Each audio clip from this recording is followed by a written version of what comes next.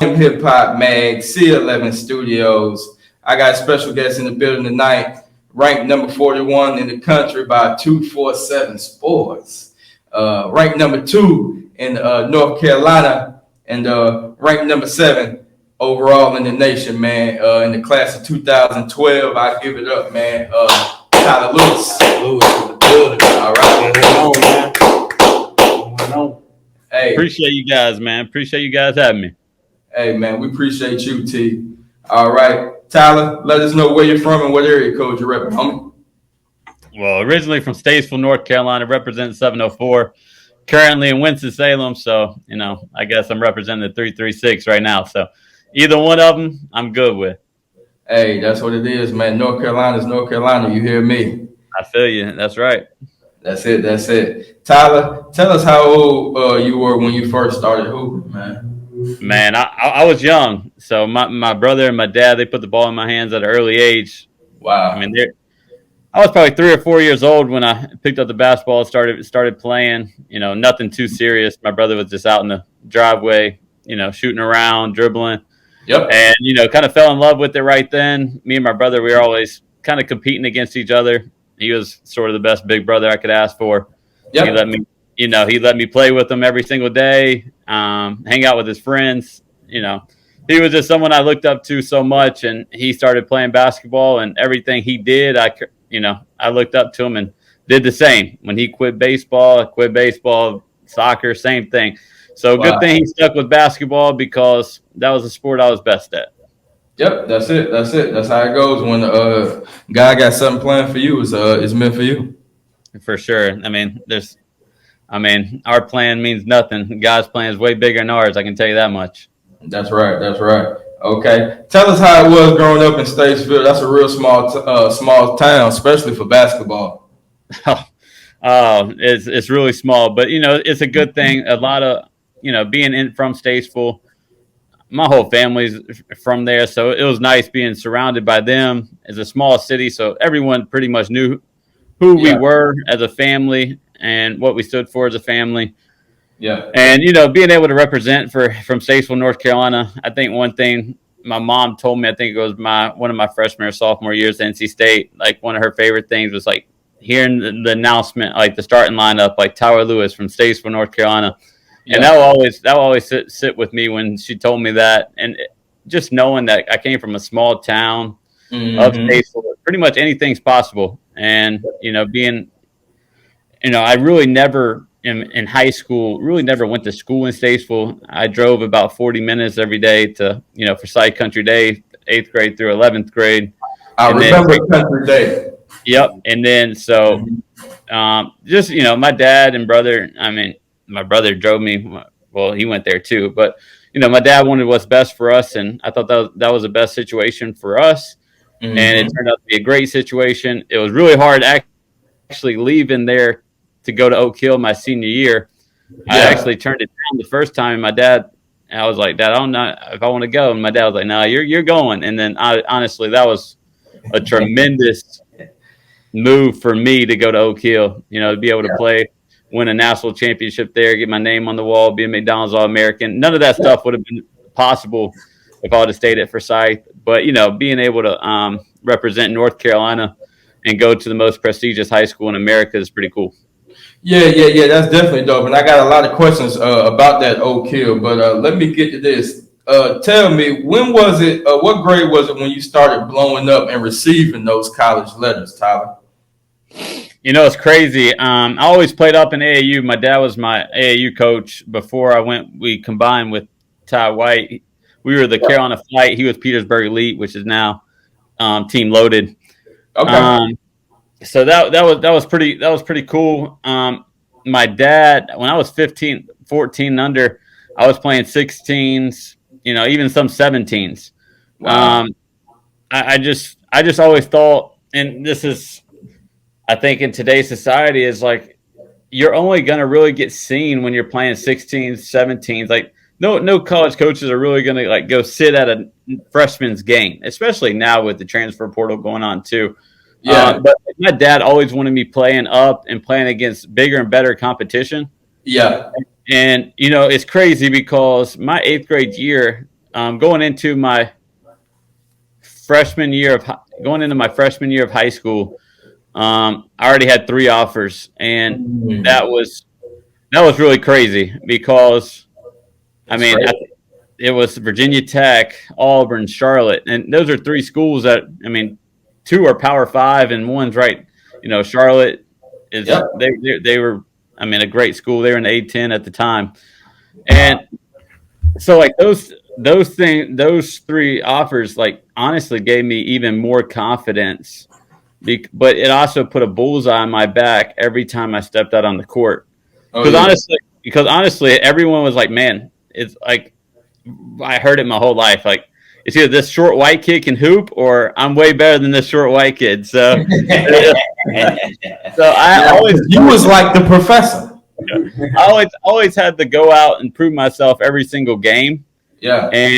and that's why I mean I had a chip on my shoulder every single game, and I really loved it because every day in practice You had to prove yourself. I had to prove myself. So I loved it, and that's really when the interest started to come. Mm-hmm. NC State offered me as I think maybe a freshman. Okay. Monty Tal, Sidney Lowe, and that staff, and it was and Sydney that, Love. that and they were on me from the beginning. And those 2 being point guards, I was like, man, this is a great spot for me. And then obviously they got let go when I got there, but I Mm. mean, before I got there, but I wanted to honor my commitment. I love NC State, and Yep. um, being from North Carolina, whenever Yep. you're committed, I mean, I still think they have one of the best fan bases in the country. Man. Yeah, I mean, I'm biased, but them and Butler are they're sensational. Hey, Um, and I'm a fan too. so I love it, and so that whole experience started young for me between Mm-hmm. that 8th grade and 9th grade year. Nice, nice. That's a beautiful thing, man. Hey, give it up for Tyler Lewis. Yeah, one time. Very good. Very good. Okay, for the viewers and fans who don't know Tyler, tell them what high school did you play at before you eventually went to Oak Hill? So I went to Forsyth Country Day, Yep. played there 8th grade, actually 8th grade through 11th grade. So I spent 4 years on varsity there. Wow, Um, Nick. yeah, I started pretty much every game there besides like my first 10 games of my 8th grade year. Yeah. And it was a great experience. Played against tons of great competition. Yep. Didn't made it pretty far in the state championship. I think that's what led me back there and wanted me to go back my senior year. But Oak Hill was a little bit better of an option. But being at Forsyth was kind of where I kind of made my name in a way, because playing varsity as an 8th grader and playing at such a high level, Yep. was able to put my name on a map as well. Yep. And you know the one thing, Tyler, back then in 2008 and 2009, you had to be a studded star. You see what I'm saying? And, especially in North Carolina, and in your position, your coach was doing the right thing because you was a starting point guard. I can attest to being at your level because me and Hip Hop Mag here, we played at Westover in Fayetteville. I played varsity my freshman year, and your coach had prepared you for that. You see what I'm saying? And Yeah, it's not easy coming out of middle school and being a starting point guard on varsity. yeah. No, it was. I mean, it wasn't easy, but like all those hard times of practicing, going against older guys that my dad prepared me for, playing up in AAU, going Yep, against my brother every single day. I mean, it prepared me for that. And I yep, played with, my first 2 years at Forsyth, I played with Rusty LaRue, who, I mean, he played with the Bulls for a little bit, star at weight, 3-sport athlete there. And then my yep, last 2 years, I played with Craig Dawson, he's from Kinston, played at Wake Forest as well. yeah, Um, yeah, yeah. one of the best shooters of all time in the ACC. And You I go. will say this, like Craig Hey, was the hey, look, I'm in the same class as you. At 2012. yeah, and Craig was, he Yeah, just he let me go. Like whenever he took over my sophomore year, yeah, it was he gave me the keys and he said, "You're running the show." So I mean, honestly, him and Ty White were like the two, and Coach Smith at Oak Hill. Like those were the 3 coaches that were like, "Hey, you got the keys. You're running. You're driving the car. So let's ride. Don't wreck it. Man, absolutely amazing, man. It's a beautiful thing. Tyler, tell us, man, who was it at Oak Hill with you when you was there? Some stars. Man, my class. I mean, Jordan Adams. He played in the NBA. He was like the 23rd pick in the NBA draft. Started off. He went to UCLA for 2 years. We had a really, really good team. We played together. I wouldn't say we had like star-studded, like, people still in the league right now. Yeah. But, I mean, we started me at the one, Devontae Smith-Rivera, who was Big East Player of the Year at Georgetown, averaged, darn near close to 20 a game in the Big East. Jordan Adams, who is he's a scoring machine. He's tremendous. One of the best shooters I've ever been around, to be honest with you. I love and the crazy thing about it is those two actually averaged like 20 points a game at Oak Hill. Yeah. And people always think like, Tyler, how many points you average at Oak Hill? And I'm like, I didn't really have to score too much. I averaged around 11.7, I think, around 7.8 assists. Like my stat line wasn't like the sexiest, but we went 44-0. And I tell people all the time, I'm like, point guards are judged on winning games. Hey, not only that, Tyler, the thing is, what people don't understand is when you go to schools like that, the Word of God Christian academies, the Oak Hill academies, that means you are already destined to go to the next level. Yeah, and, you're playing against such good competition every single day. I mean, like, those were the other two guards in the backcourt was Jordan Adams and Devontae Smith. One was going to Georgetown and one was going to UCLA. So Ike Aregbu came off the bench. He went to Washington State. Darian Clark, ended his career at Southern Cal. Had big AJ Hammonds at center, 7-footer, went to Purdue.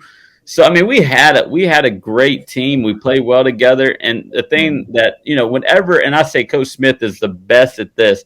Whenever you have that much talent, I never seen a coach be able to have all his players buy in and still let them play their games as well as play in his system. That's very good. I know you can trust that coach. Yeah, for sure. Hey, whenever you coach Carmelo Anthony, Ray John Rondo, Steve Blake, and those type Steven Jacksons and those type dudes, Jeff McGinnis's, and Brandon Jennings and stuff like that. Like, if you're not paying attention, and his resume speaks for himself. He's a Hall of Famer. Yeah, no doubt. I think he's the best high school coach ever. Maybe I'm a little biased, but when you have 9 national championships, I think it speaks for itself. Hey, resume speaks for itself. You hear me? Tap in. It's the best podcast in the Carolinas, North and South. Tyler Lewis. I got my co-host with me tonight. Iamhiphopmag. Talk to him. Hey, man. Who's your top 5 players of all time? Ooh, top 5 players all time. Mm-hmm. My favorite, or who I think is the top 5? If you had to pick a team right now and had to run with that 5, I had to pick. I'm definitely going MJ and LeBron. I think those are the 2 best players ever. Yeah. They're unbelievable. I would probably go Steph Curry. You got to have the best shooter out there of all time. Mm-hmm. I think he's changed the game. He may not be like overall top 5, but he's darn near it now. If I need a big guy, so I'll go with the all-time leading scorer in the NBA. I'll go with Kareem. And then this one's gonna be tough. I'm debating between like 4 players. I'm going like Kobe, Magic, Larry, or Tim Duncan. Like I think Tim Duncan is the most underrated player of all time. Like possibly, possibly somebody who doesn't get like. We talked about resume speaking for itself. He has the same amount of rings as Kobe and more MVPs. But I would probably go. I'm kind of a Lakers guy, so I'm going either Kobe or Magic. So let me just throw. I'll go Magic. I'll go Magic. Okay, that's a solid squad. And he's more of a PG. So. Yeah, you can spread that ball around. You got some scores out there. I hope so with that 5. With that 5 for sure. That's it. Hey, T. Lou in the building, man. Tell me, T. Lou, that was an NBA school. How was the atmosphere once you hit the campus at Oak Hill, man? Like, what's going on through your mind? Oh man, I'll tell you this: like the mouth of Wilson, Virginia. I mean, it's only like 5 minutes from the border of North Carolina, but honestly, it's in the sticks of the mountains. There's nothing else up there besides Oak Hill Academy. Like you're riding up there, you're like, man, what the heck am I getting myself into? But you pull up the campus, and you pull it to that gym, and you walk in there, and you're like, if you just look at the, before you don't look at the side you walk in with all the jerseys hung up, you're like, man, this is the Oak Hills gym. Wow. I mean, it's small, it's kind of like run down, but you look in there and you just see banners after banner after banner, and you're like, holy crap, like this is Oak Hill Academy. And then you turn around, you have 70 to 100 Division I players jerseys up there, and you're like, all right, this is the coolest thing ever. And I say this, like, the gym is the perfect size for Mouth of Wilson, Virginia, because you don't need a big gym. I say this, like, the smaller gyms in college basketball are the smaller gyms anyways. Like the Camerons, like, I mean, I still think like NC State should play all their games on campus at Reynolds where the girls play. Like that place would be jumping every single night. And Butler, it's only 9,100. Like it's fun to play in. That atmosphere sells out every game. Like so when I was at Oak Hill, like that little gym was loud, and like all the kids on campus, they're supporting us. Like they're coming to the games. Like that's half the crowd right there.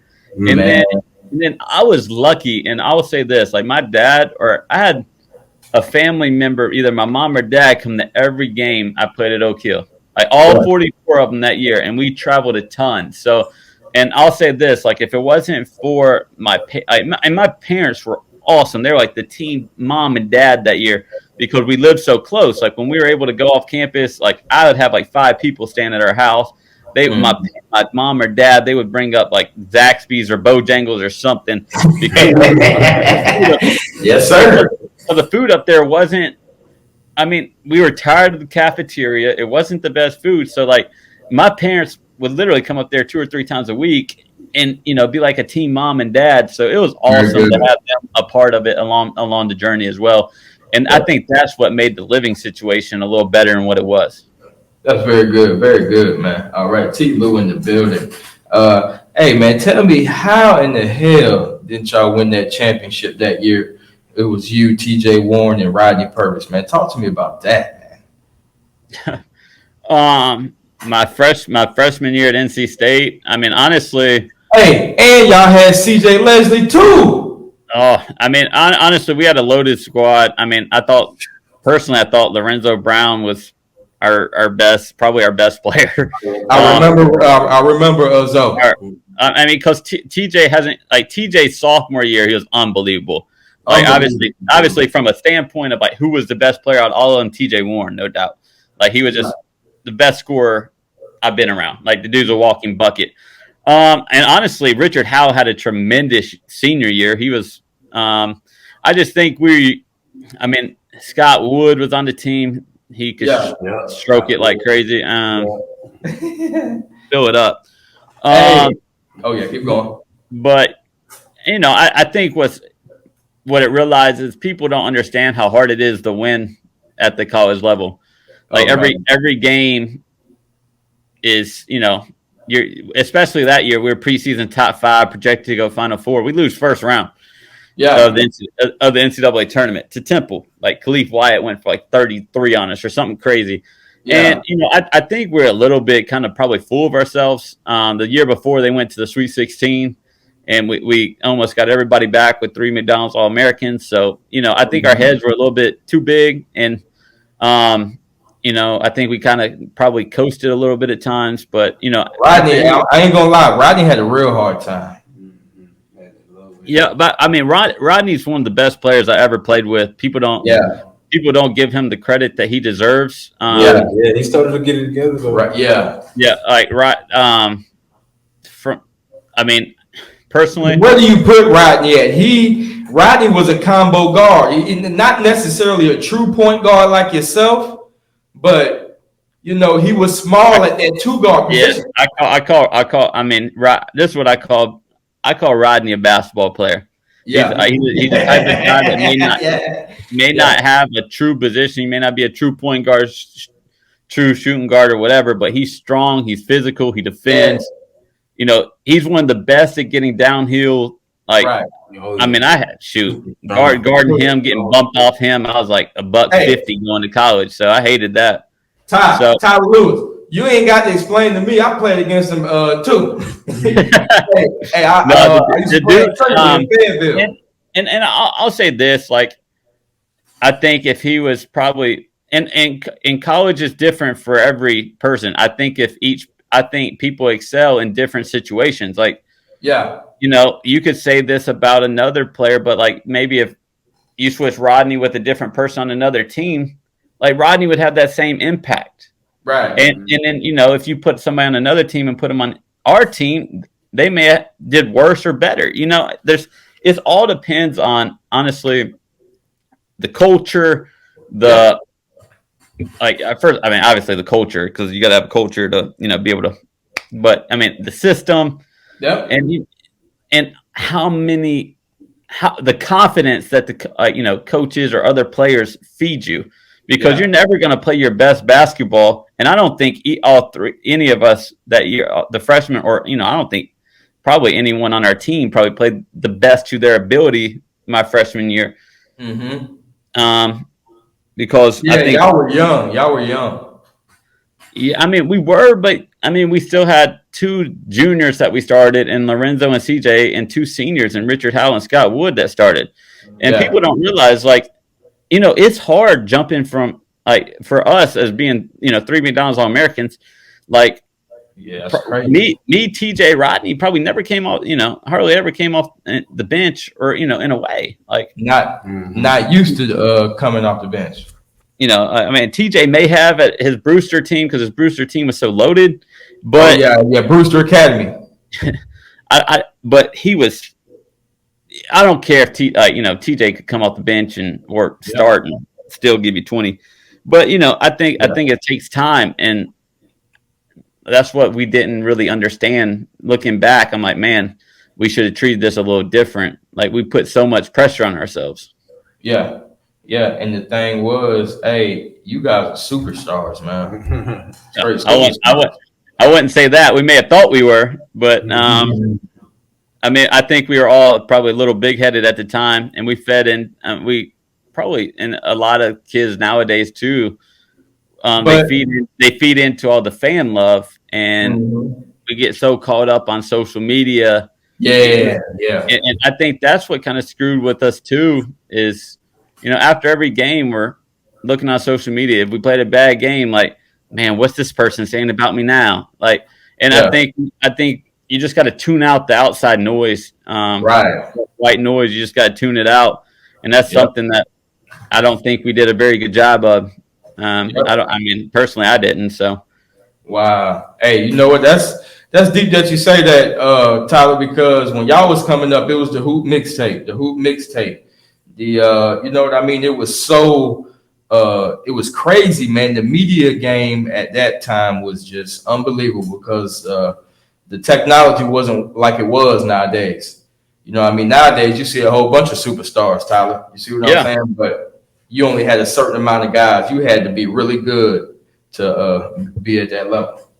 Yeah, and we talk about it too all the time. Is like, how many kids nowadays have mixtapes? So, like, what we had mixtapes, and like, and honest, I'm all for it, because I think every kid should have the opportunity to be seen on that level, and they should be able to show off their clips.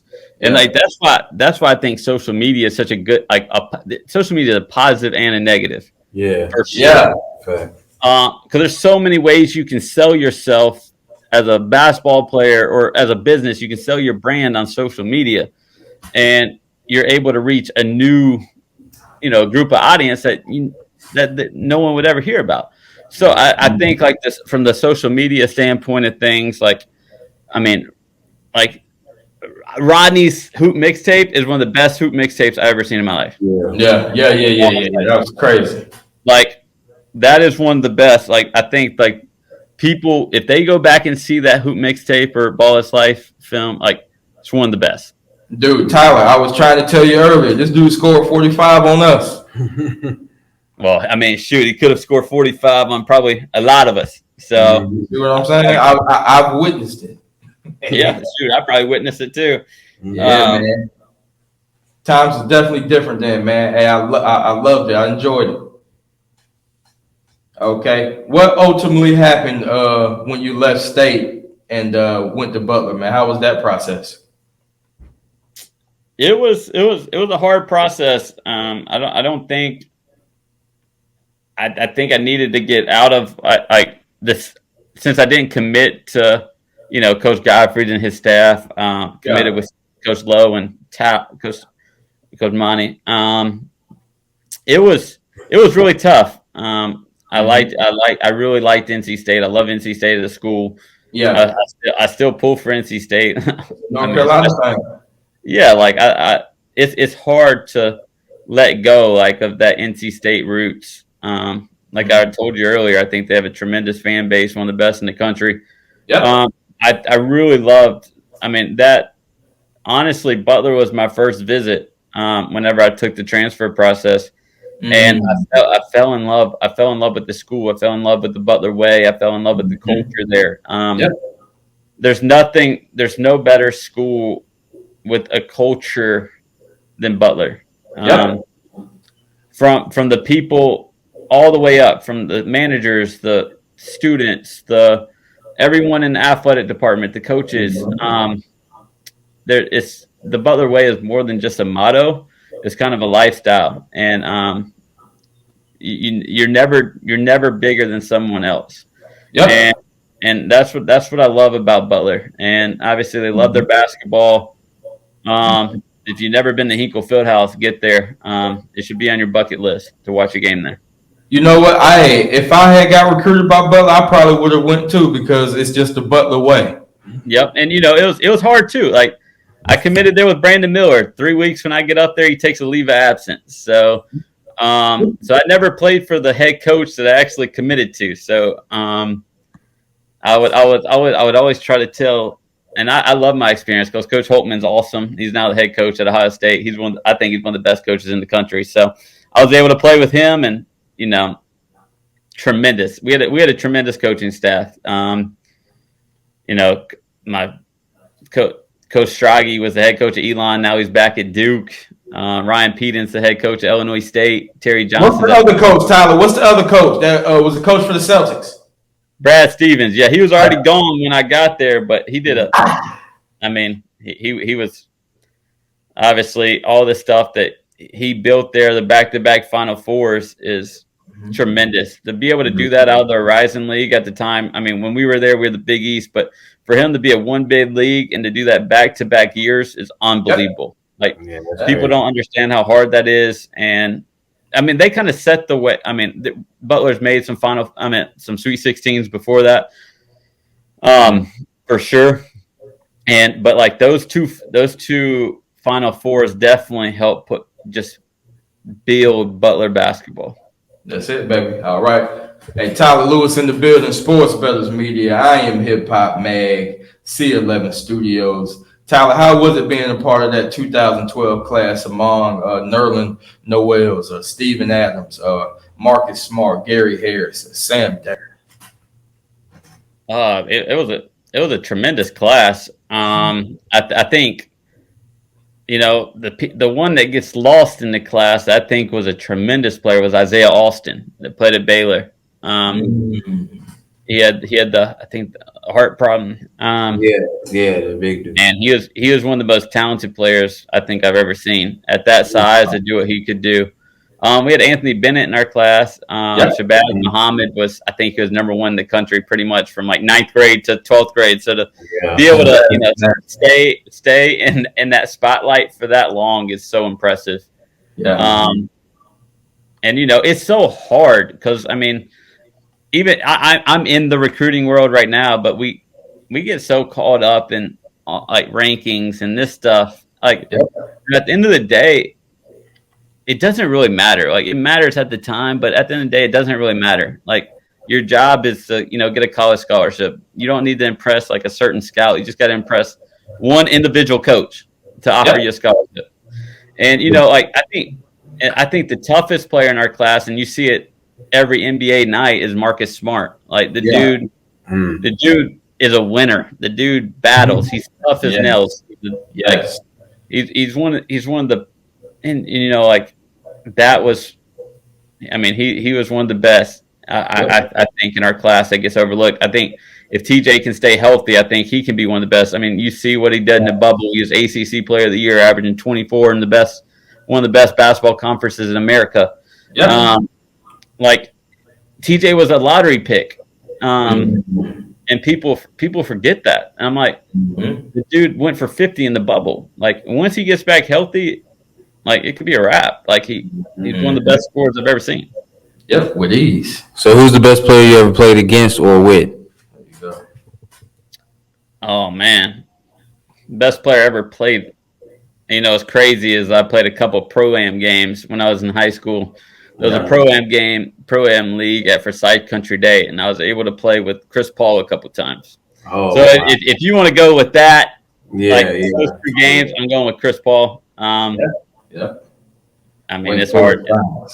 He's tremendous. Yeah, it's hard to top that one. Best player I've ever played against.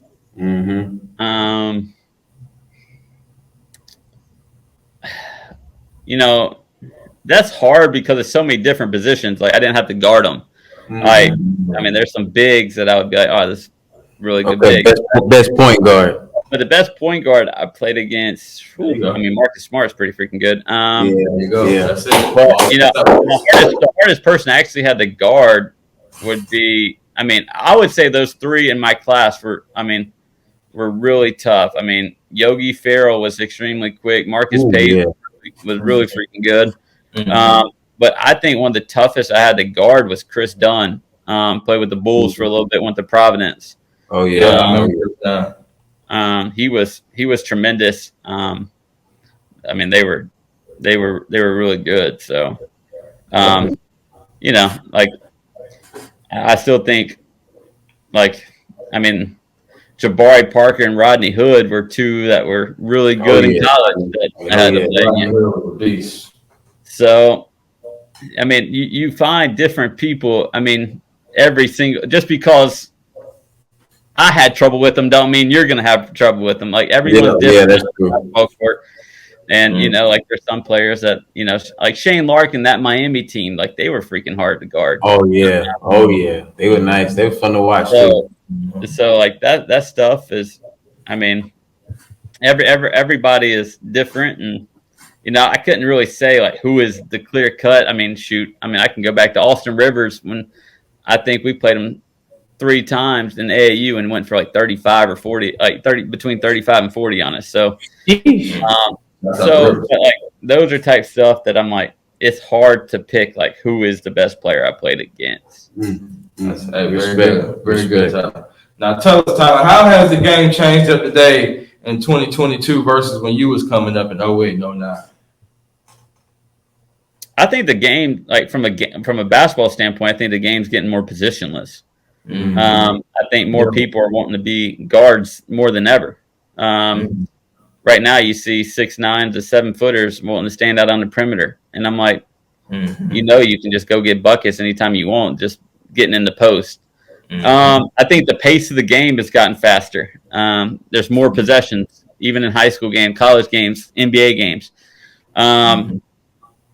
So I think that's the 2 things. Obviously, the 3-point line's changing the game. Like, I mean, we had it back then, but not as many people were.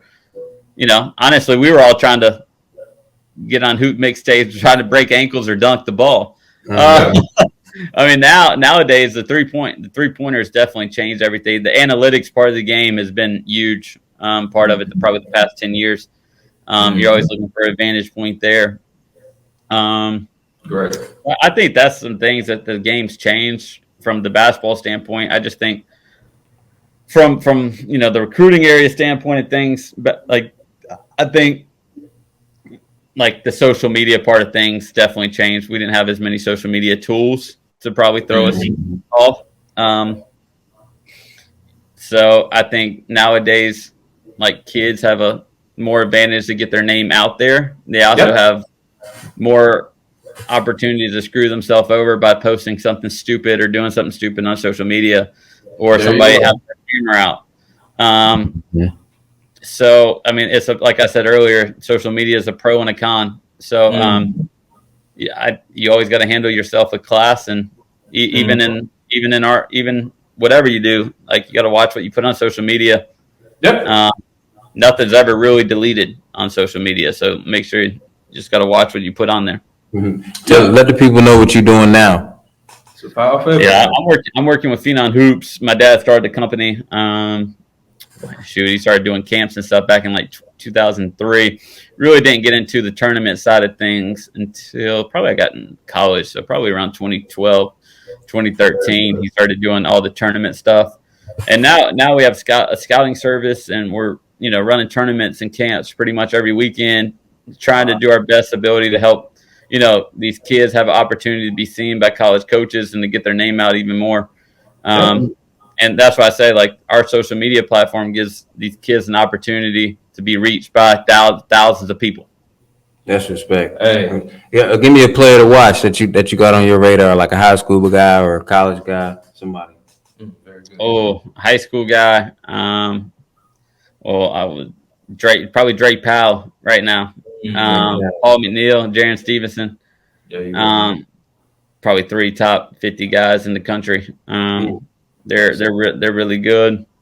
I mean, in the 2023 class, I mean, a lot of people are leaving the state right now. Like Biz is, I mean, he was already gone. He was in Indiana last year. Now he went out to Prolific. I think Freddie DeLeon at Word of God, Silas Demery. Wow! Shouts out to Word of God Christian Academy. Tap in. Yeah, I think Freddie's. He's a really good player. If you haven't seen Freddie at Word of God, you should probably he would be a fun one to go watch this year. Hey, let's get it, Freddie. Sure. Hey, I'm on my way. Check him out. I'm on my way. Check him out. Okay. Yeah, Word of God's talented. They're getting back to where they used to be for sure. I think people forget the amount of talent has been through Word of God. Tyler. Because you just get so caught up in the John Wall there. Tyler. I went to school at Word of God in 2012. I sat with the greats, man. T.J. Warren, Josh Newkirk, Bishop Daniels, Dez Wells, the Torian Grahams. Man, the list goes on. That list goes on. Those are heard about 5 Division I players right there. So yeah, I got you. Yeah. So speaking of community, man, and the youth, what's the biggest advice you can give to the players coming up that want to reach the heights that you have risen to? I'll give them 2 things. I think you can't compare yourself to others. I think everyone, grows at a different pace. Everyone's going to be seen at a different pace. Like if you see a freshman getting offered and you're another freshman, don't get so caught up. Use that as motivation. Don't get jealous or whatever, or don't get down on yourself because one kid got offered. Just keep working extremely hard. Yep. And that gets me to my next point is, I mean, if you're not working on your game every single day and you don't love it and you don't love the grind, you're going to have a hard time keep succeeding at that sport. No matter what sport it is, you got to love the grind every single day. You got to love, the early morning workouts, the weight room. You got to love playing pickup, all that stuff. I mean, you got to go the extra mile in order for you to reach your dreams. And, it all starts with how bad do you want it and how hard you're going to work. That's it. You heard it here first. That's big facts from T. Lou. Tap in, man. Favorite artist on your playlist right now, Ty? Oh, shoot. I would probably go with 2 North Carolina guys. Probably the only 2 people I really listen to. I'd probably go with J. Cole, and I throw a country music artist, Luke Combs, out there. Those would be my 2. Yeah, so those would be my 2. You got to switch it up every now and then to those 2. Those are unless my little one's in the car. I have a 15-month-old, and he's Coco Melon. it's Coco, still in the taking show. over, man. Yeah, taking over the playlist. But yeah, J. Cole or Luke Combs are the two I listen to the most. Shoot, they could just collab together, and Hey, that would be nice. That would be dope. it'll be a little weird, a little awkward at times, but it would be fun. It could work. Hey, that's it, man. Favorite TV show, Ty? Oh, favorite TV show, all time probably Fresh Prince. Okay. Yeah, Fresh Yes, Prince. boy. Yeah. What about right now? What you watching right now? Oh man, what am I watching right now? I'm trying to think. My wife's watching Stranger Things right now. So, I ain't got into that yet. yeah, it's I'm trying to think. I don't know. I probably watch whatever she has on. So, trying to get ready for these weekends. It's hard to sit down and watch a TV show. Yeah. I feel you, man. I feel you. Yeah, gotta stay busy. All right. Hey, you still playing that 2K? You sneak in there a little bit and play that? I'll say this: whenever I was in college coaching, I did. Because I would want to play against the guys, but not anymore.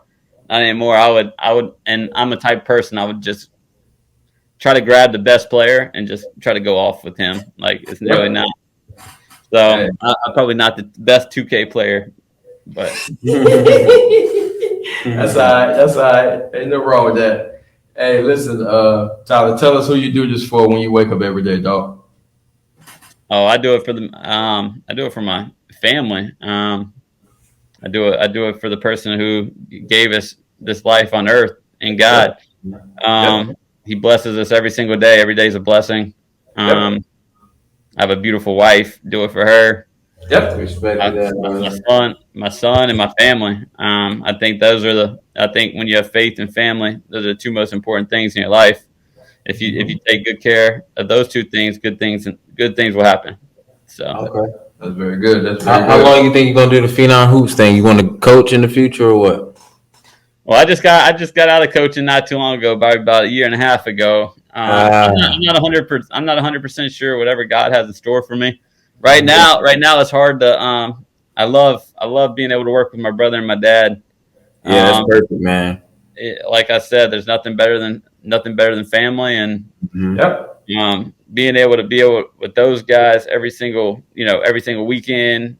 I think I told my dad this before. It's like when I was in college coaching, like I would see him like probably, once every 3 months. Now I see him every week, and that's what's up, man. That's the stuff that I don't take for granted. I mean, there's a grind to whatever you do. There's a grind in college coaching. There's a grind in this stuff. I mean, people just think it all happens on the weekend, but honestly, our real grind is throughout the week, making phone calls, dealing with the schedule every single week. It's like a big puzzle. It's a puzzle every single week, trying to put these games on the grid, a bracket, and it's really tough. But being able to have someone like my brother and dad that you can rely on every single week it gives you comfort. How can some coaches or players that's never been a part of Phenom Hoops get involved? Honestly, just reach out to me, my dad, or brother, and if you're a travel ball team, we're doing tournaments pretty much every weekend. Okay. If you're a player, our camp schedule is pretty much in the fall, and we're doing tons of tournaments, tons of camps, trying to give as many kids the platform to be seen as much as possible. I mean, I know there's other companies out there that do the same thing we do, but honestly, I feel like no one gives the best coverage than we do. I think we get the most out of anyone, and I think we're trying our best to help every kid out that comes through our program or the Phenom brand. That's respect, man. Very good, very good. All right, Tyler Lewis, we definitely gonna stay in contact with you. This is the best podcast in the Carolinas, North and South. Man, this is crazy. Hey, respect to you, man. Okay. All right. This is Sports Bettors Media. Iamhiphopmag, C11 Studios, Tyler Lewis. Hey, I appreciate your time. Very good. Much love. to you, dog. Anything else you want to tell us, Ty? No, I appreciate you guys for having me on. Nope. Hey, Respect, man. I enjoyed it, and there's no place like North Carolina. I can tell you that much. hey, I had found you, man, in the team of champs and that Coach Black, his lineups on Twitter. Say it again. Juice, AAU team. Yep. They come support us a lot. Coach Black's a good one for sure. I love Coach Black, man. I gave him an interview not too long ago, courtside. Nah, he's one of the best. I appreciate him, and they show us a lot of support. So we got to show them the love back, and that's what our job is to, like I told you, is building relationships with these coaches and these players to help for their brand as well. Yep, that's it, man. All right, Big Brandon, tap in, man. Tyler Lewis, man. Let's get it. Let's get it. Good shit, boy, man. Hey, man, we'll holler at you, man. All right, holla at you, boy. Sounds good. Appreciate you. All right, man. All right.